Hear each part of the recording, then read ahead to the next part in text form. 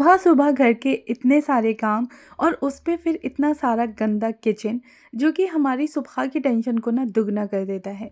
फिर समझ में नहीं आता कि हम कहाँ से शुरुआत करें और कहाँ से नहीं। तो मैं एक टिप फ़ॉलो करती हूँ, 30 मिनट्स के अंदर-अंदर अपने मेसी किचन को ना एकदम से क्लीन एंड ऑर्गनाइज़ कर देती हूँ। वही टिप्स और ट्रिक्स आप लोग के साथ आज शेयर करने वाली हूँ इस वीडियो में, कि किस तरह से मैं अपना जो बिफ़ोर एंड आफ्टर रूटीन होता है किचन का, यानी कि मेसी से ऑर्गनाइज़ किचन का, वो कैसे तय करती हूँ। अस्सलाम वालेकुम एवरीवन, कैसे हैं आप सब लोग? उम्मीद करती हूँ कि आप सब लोग बेहतर होंगे, खुशहाल होंगे और मज़े में होंगे। अल्हम्दुलिल्लाह हम लोग भी सभी बेहतर हैं। बच्चों के और हस्बैंड के घर से जाने के बाद ना घर की जो हालत होती है वो बहुत ज़्यादा मेसी हो जाती है, और सबसे ज़्यादा आता है किचन, जो कि अंदर से लेके बाहर तक मेरा किचन इस टाइम पे बहुत ही ज़्यादा फैला हुआ और मेसी होता है। हर तरफ ना गंदे बर्तन दिख रहे होते हैं और सारी चीज़ें, यानी कि पूरी किचन मेरी उथल-पुथल पड़ी हुई होती है। एक तो छोटी-सी मेरी किचन है और ऊपर से अगर मैं कुकिंग करूँ ना, बहुत ज़्यादा फैलाव हो जाता है किचन में, क्योंकि कोई भी अलग से सेल्फ वगैरह नहीं है और ना ही एक बड़ा-सा काउंटर टॉप है। छोटा-सा काउंटर टॉप है जिस पे कि गैस स्टोव रखी रहती है। तो जो भी सामान होता है ना, मैं ना जो बर्तनों का स्टैंड है उस पे थोड़ा बहुत रख देती हूँ, बाकी का ऊपर स्लिप पे रख देती हूँ। तो कुछ इस तरह से मेरी किचन जो थी वो बहुत ज़्यादा मेसी थी। आप लोगों ने क्लिप में देखा कि सारी चीज़ें, यानी कि अंदर से लेके बाहर तक किचन के गंदे बर्तन पड़े हुए हैं और साथ ही ना सारी चीज़ें ऐसे ही बिखरी पड़ी हैं। तो फिर सोचा कि चलो भई बिस्मिल्लाह पढ़ के लग जाते हैं अपने किचन के कामों में, और जब तक किचन समेटेंगे नहीं तो वो सिमटेगी भी नहीं। मैं ना अपनी किचन को सिर्फ 30 मिनट देती हूँ और 30 मिनट के अंदर-अंदर ना मैं अपनी किचन में कोशिश करती हूँ कि पूरे तरीके से उसको क्लीन एंड ऑर्गनाइज़ कर दूँ। सबसे पहले ना मैं अपनी मेसी किचन को ऑर्गनाइज़ करने के लिए जो भी खाने-पीने का सामान होता है ना, वो उठा के रख देती हूँ। जैसे कि आटा मैं मॉर्निंग में ही बहुत सारा लगा के रख लेती हूँ पूरे दिन का, यानी कि लंच में मुझे रोटी वगैरह बनानी होती है, तो बस वो आटा मुझे दूसरे बर्तन में पलट के फ्रिज में रखना होता है। तो इसी टाइम पे ही मैं सबसे पहले आटे को उठा के फ्रिज में रख दिया, और भी जो भी चीज़ें मुझे फ्रिज में रखने की होती हैं वो रख दी। साथ ही ना सब्ज़ी को भी पलट के मैं छोटे बर्तन में रख देती हूँ, और जो भी कुकर या कढ़ाई मतलब जिसमें बनाई होती है ना, तो उसको मैं रख लेती हूँ बर्तन को वॉश करने के लिए। तो बस सब्ज़ी हो गई, आटा वगैरह हो गया, ये सारी चीज़ें उठा के मैंने फ्रिज में रख दी।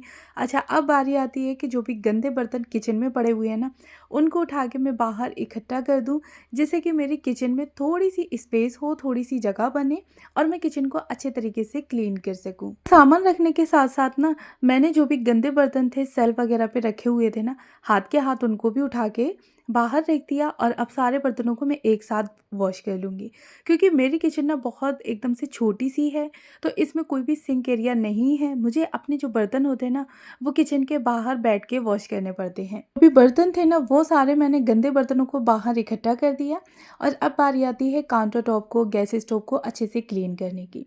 तो जब भी मुझे अपनी जो किचन की क्लीनिंग करनी होती है ना, तो सबसे पहले मैं ऊपर से स्टार्ट करती हूँ, यानी कि ऊपर की शेल्फ को अच्छे से क्लीन कर दिया। उसके बाद ना गैस स्टोव को बढ़िया तरीके से क्लीन कर देती हूँ। अच्छा, आप लोग ना जब भी अपनी किचन की क्लीनिंग कर रहे हैं मॉर्निंग में या फिर नाइट में, तो आप अपना ना एक रूटीन ऐसा रखें, पूरे दिन में ना एक बार आप अपनी गैस स्टोव को और जो भी काउंटर टॉप है उसको काफ़ी अच्छे तरीके से क्लीन करें। साथ ही ना जो भी आप लोगों ने ऑर्गेनाइज़र वगैरह रख रखे हैं गैस स्टोव के आसपास, उन सारे ऑर्गेनाइज़र को उठा के अच्छे से उसके नीचे की भी सरफेस को क्लीन कर दें, क्योंकि जब भी हम लोग खाना बना रहे होते हैं तो छींटे वगैरह उड़ के आ ही जाती हैं।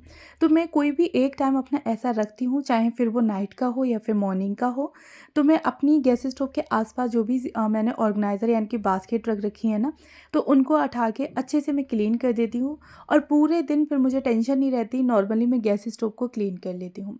अच्छा, जो दोनों शेल्फ थी ना, उनको मैंने अच्छे तरीके से क्लीन कर दिया।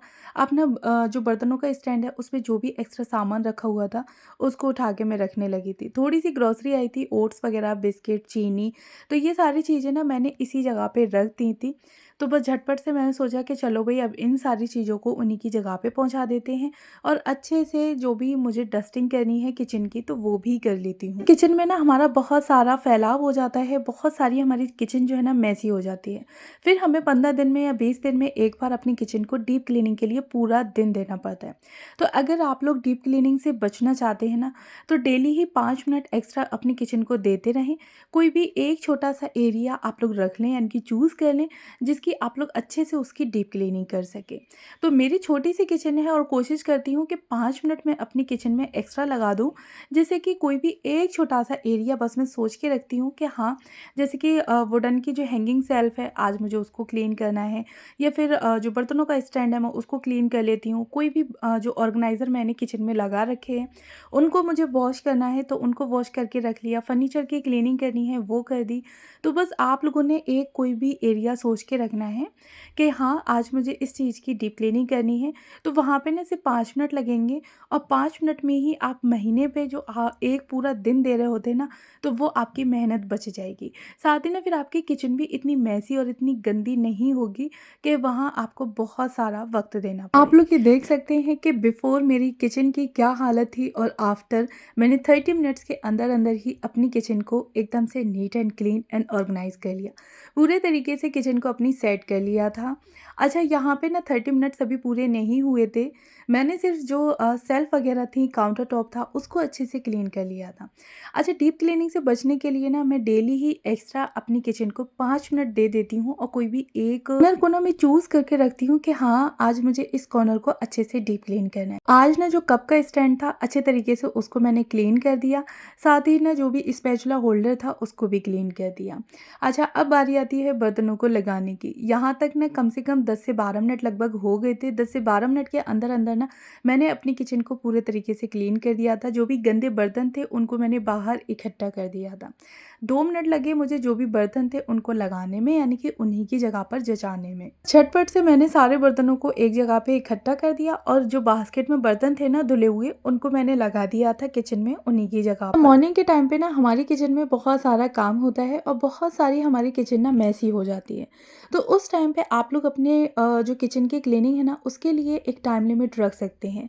30 मिनट्स या 30 टू 35 मिनट्स भी रख सकते हैं, यानी कि जिस तरह से आपकी बड़ी किचन है, छोटी किचन है, या फिर किस तरह से उसमें ज़्यादा फैलाव हो गया है, उसके अकॉर्डिंग ही आप अपनी टाइम को सेट कर लें, और बस उतना ही टाइम आपने कोशिश करनी है कि मुझे इतने टाइम के अंदर-अंदर अपनी किचन को पूरे तरीके से क्लीन करना है। ना जब भी आप लोग कुकिंग कर रहे हैं, तो कुकिंग करते वक़्त जो भी आपके जार यूज़ हो रहे हैं, आप ना उन्हें तुरंत वाइप करके उन्हीं की जगह पे रखते जाएँ। इससे भी ना हमारा बहुत सारा काम जो है वो कम हो जाता है।